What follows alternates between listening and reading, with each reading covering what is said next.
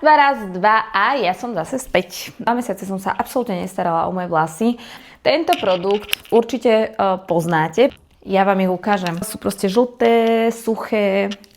Takto. Popri tom, ako to budem skúšať, vám porozprávam fun facts o mojich vlasoch. Možno sú to trochu aj sad facts.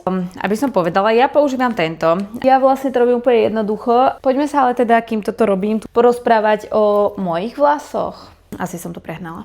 Takže prvý fun fact. Reálne si o mojich vlasoch myslím, že nebudú šedivé. Keď sa tu stretneme o 60 rokov. Dobre.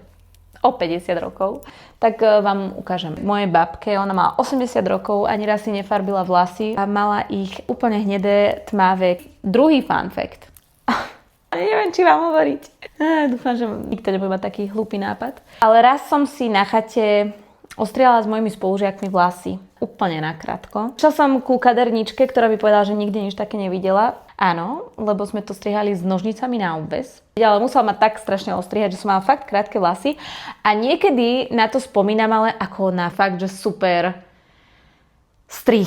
Ok, teraz počkáme 10 minút a idem si to zmyť. Dobre, ja sa vám dám ešte oproti svetlu. Pozrite sa. Pozrite na tie prelivy. Toto, ľudia moji.